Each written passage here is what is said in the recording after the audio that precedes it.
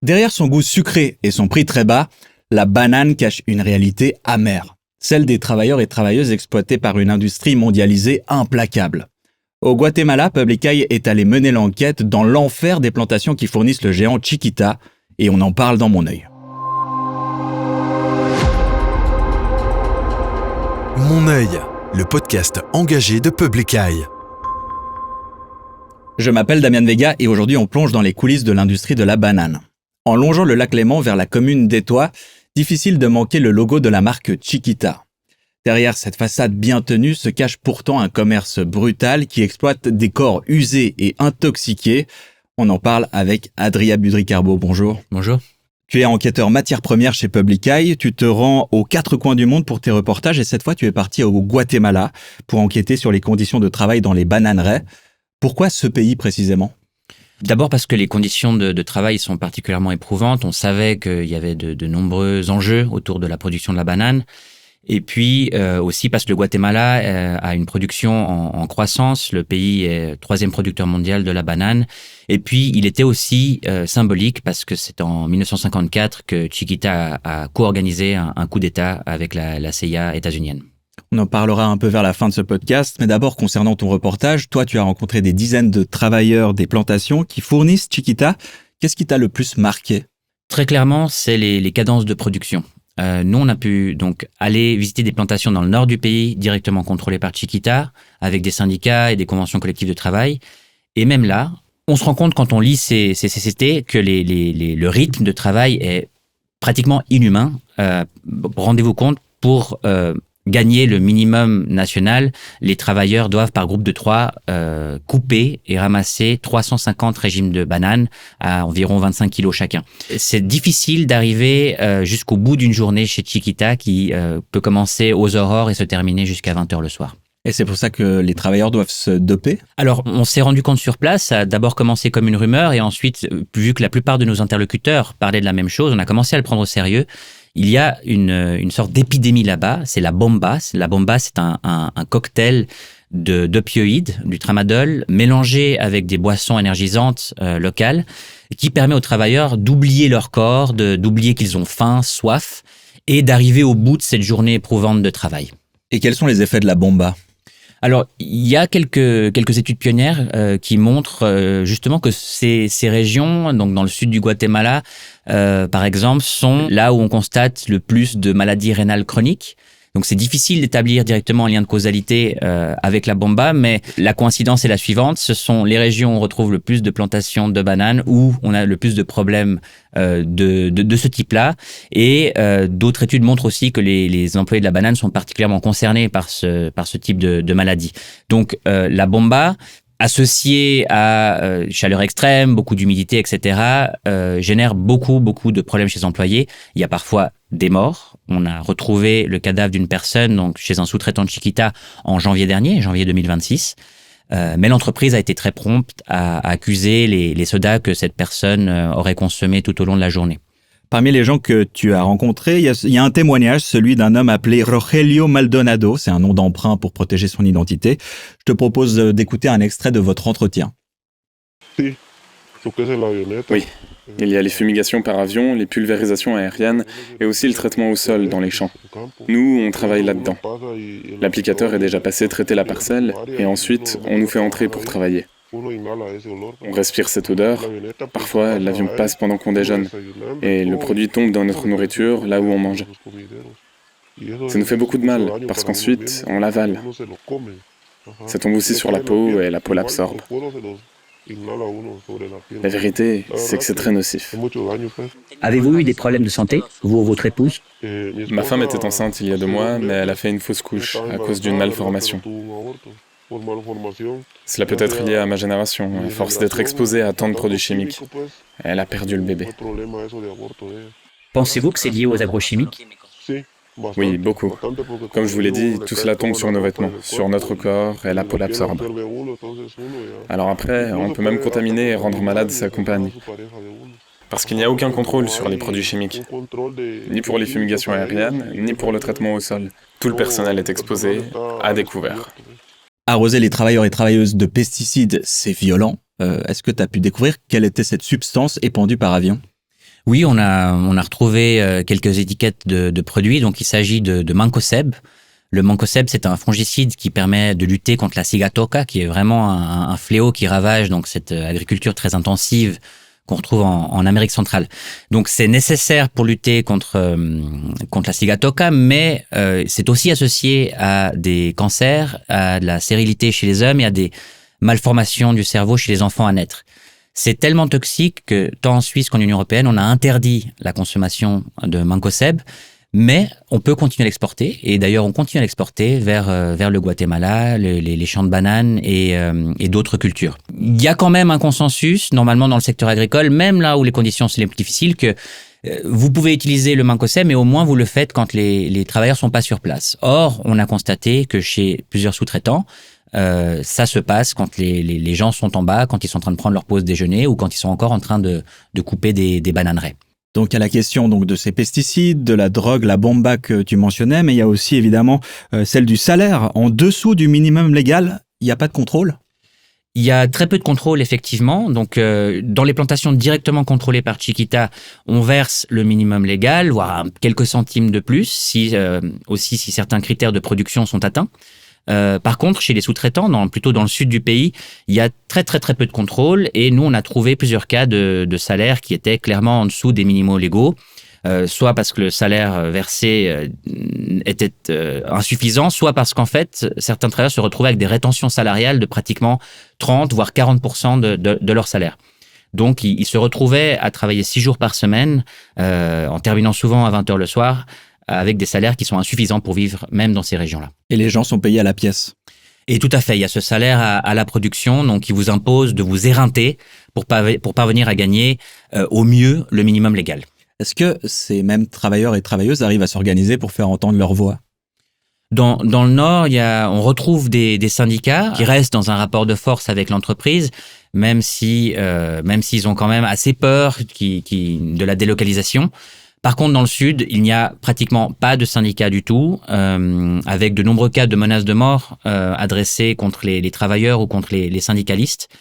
Et les employés qui seraient trop tentés de revendiquer leurs droits, ils sont souvent placés sur des listes rouges, voire parfois c'est même le patronyme qui est placé sur liste rouge, ce qui veut dire que vous et l'ensemble de votre famille ne parviendrez pas à retrouver du travail dans le secteur de la banane. Et c'est pour ça que tu as anonymisé beaucoup de témoignages?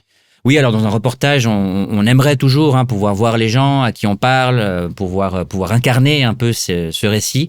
Mais on a dû, au vu du climat d'insécurité et de violence qui va aussi bien au-delà du secteur bananier, c'est des couloirs du narcotrafic, ces régions. Donc on a été obligé de protéger la plupart des travailleurs.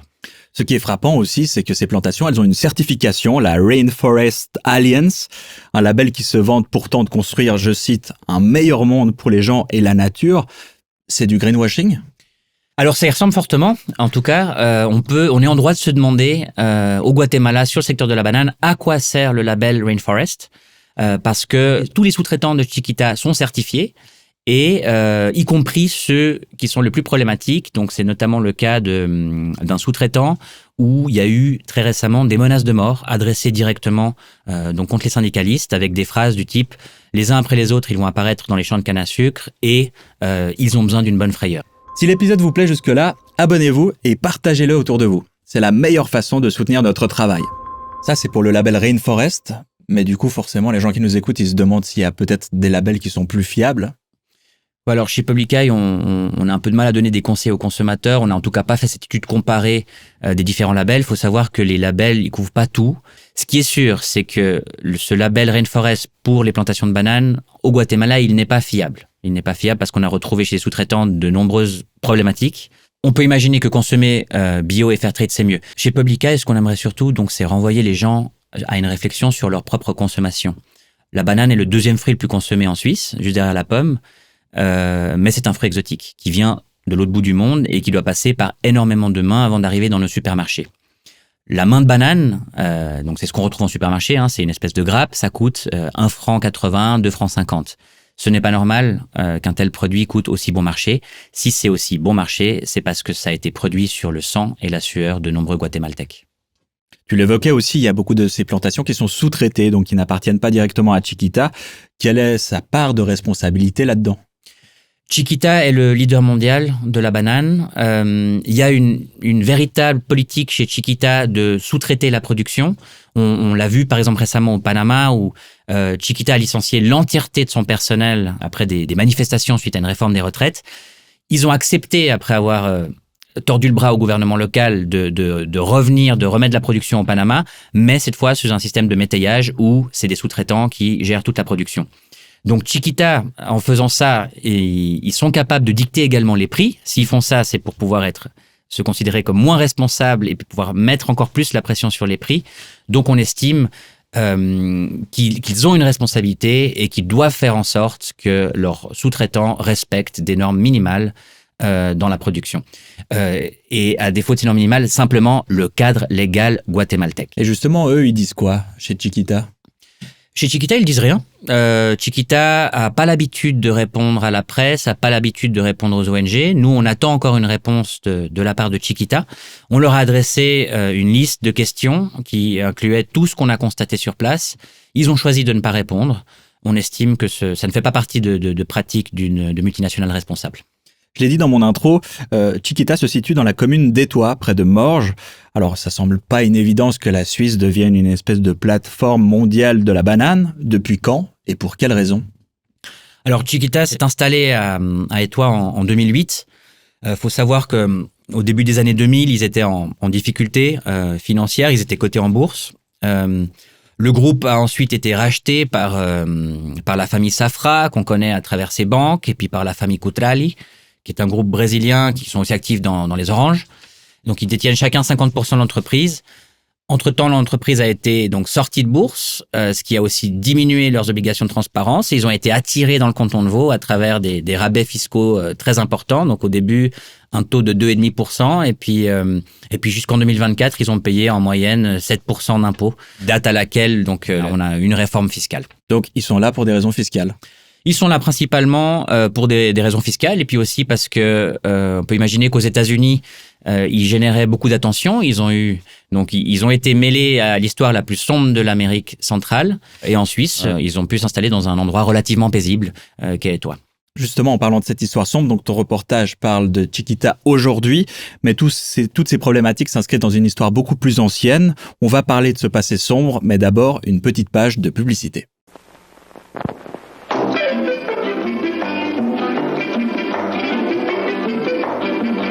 I'm Chiquita Banana and I've come to say bananas have to ripen in a certain way, and when they're flecked with brown and have a golden hue, bananas taste the best and are the best for you.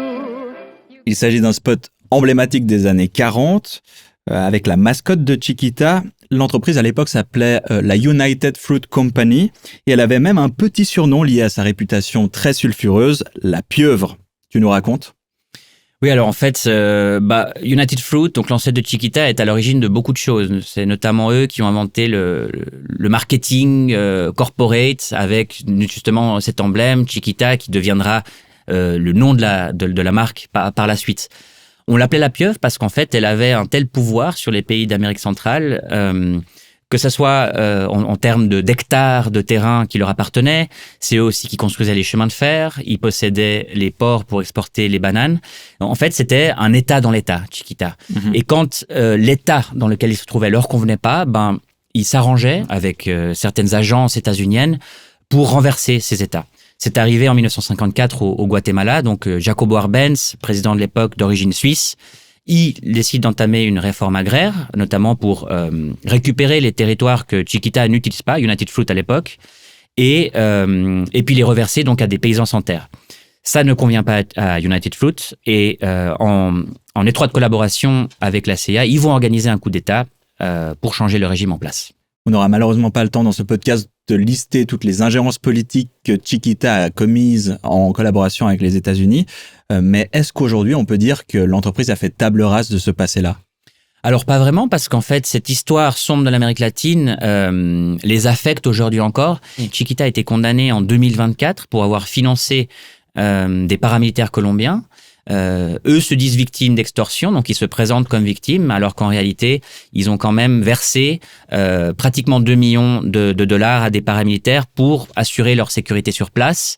Ce paiement a été associé à des meurtres de Colombiens sur place. Et puis donc, cette histoire n'est pas encore réglée devant les tribunaux. Donc, il y a eu une première condamnation. Ils ont fait appel.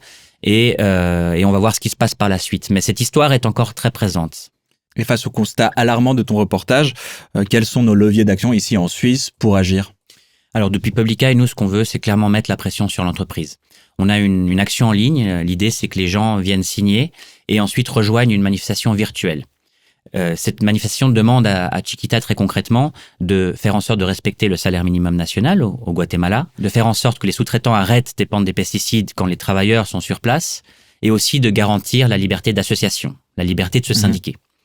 Si Chiquita n'a pas bougé d'ici à septembre, la manifestation virtuelle deviendra physique.